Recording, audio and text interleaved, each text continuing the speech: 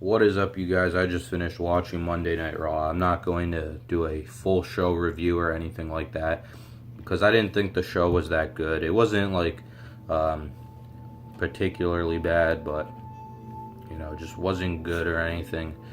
Um, I can't recall any good matches. Maybe the main event, I guess, if you want to say that was a good match. Strowman interfered Samoa Joe and Roman Reigns, so I guess this means we're getting the Fatal 4-Way. It's pretty obvious we're getting the Fatal 4-Way.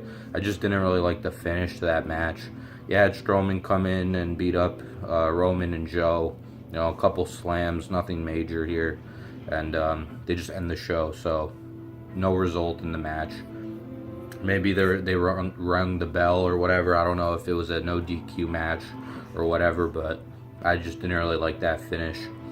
But other than that, I don't think there was any fucking good matches.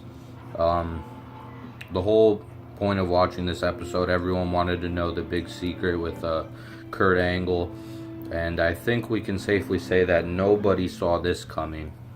So what happened was Kurt Angle gets out there, and he says that there was some girl he was involved with in college that he apparently got pregnant, and the person apparently is a wrestler. He announces that it is Jason Jordan, who is from American Alpha, which is a team on SmackDown.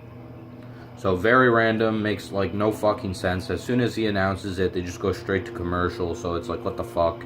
They didn't really do anything about it. They're actually, since Raw's over, they're doing this bullshit exclusive interview on the network that I'm not going to bother to watch because who gives a fuck.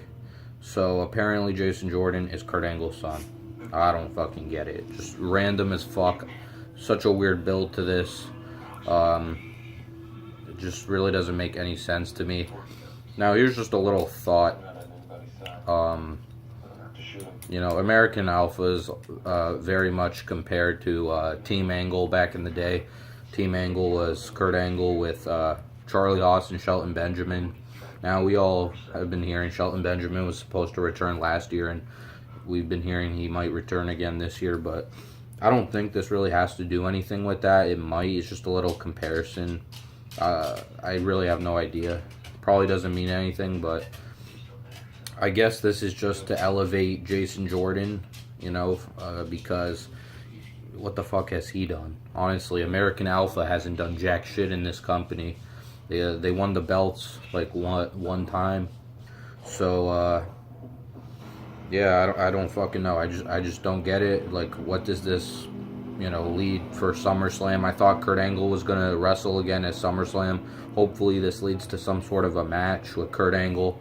I would have much rather had Stephanie come back and they do some sort of bullshit like from their storyline back in the Attitude Era that involves Triple H getting thrown in a match with Kurt Angle at SummerSlam, like the rumors were online or whatever. That would have been awesome in my opinion. That's not a match I want off the top of my head, but hey, it's a good Attitude Era match that we haven't seen in a long ass time. I would love to see it in this era. There's a lot of good chemistries in wrestling. Some people say that they prefer like The Rock and Triple H, or Stone Cold and Kurt Angle, or The Rock and Jericho, or whatever. One of my favorite guys to watch against each other, their chemistry, was Kurt Angle and Triple H. I love their matches. So honestly, I would have loved to see that. But I don't know, I guess we're not getting that. Just very random. I don't know what's fucking gonna happen. Hopefully Kurt Angle gets involved in the ring somehow. Like I said, they didn't say shit about this. They just he announced that Jason Jordan was his son, and that was it. Went straight to commercial. Now they're having some interview on the network after the show, so it's just really like, what the fuck? It kind of goes to show that WWE still doesn't know what the fuck they're doing. I mean, I can appreciate they're taking a weird route, like, they're doing like a pregnancy storyline or whatever in the PG era, but it's like, actually have it make sense. Like, so far this makes no sense.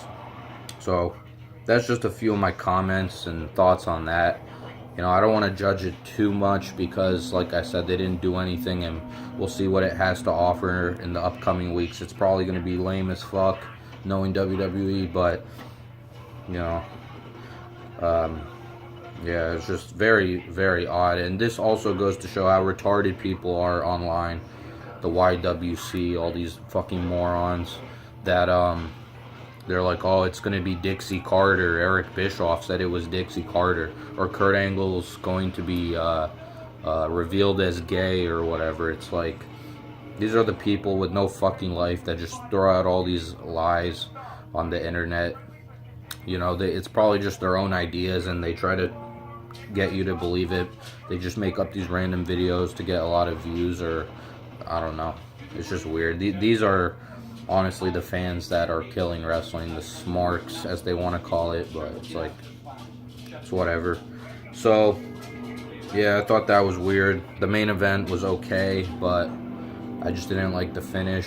It would have been better if Brock Lesnar was there, but obviously he's not going to show up. So other than that, nothing else interesting happened. Oh, no. One other thing interesting happened. It was Elias Sampson versus Finn Balor, and there was a spot at the end where he hit him with the guitar. Pretty cool. I think he had some blood on his head or something. Kind of looked like a brutal spot there with the guitar shot to the head, and they're having a no DQ match next week. So other than that, I can't really say anything great about this Raw. I watched it from start to finish, and the Angle secret was weird as fuck. The main event wasn't really that great in my opinion.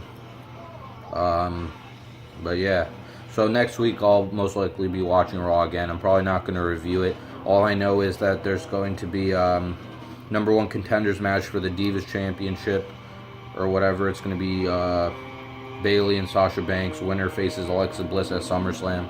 I don't know if they're going to make that into a triple threat or what they're going to do with that, to be honest. Yeah, I really don't know what's going to happen there. I think they should have Bayley face Alexa Bliss at SummerSlam and redeem herself after all the bullshit they've done with that character. And then it's going to be Elias Sampson versus Finn Balor, no DQ. And then, oh yeah, The Miz and his two stooges, the Miztourage, will take on Dean Ambrose and Seth Rollins. So eventually we know we're getting like a Shield reunion. I mean, that's just obvious here.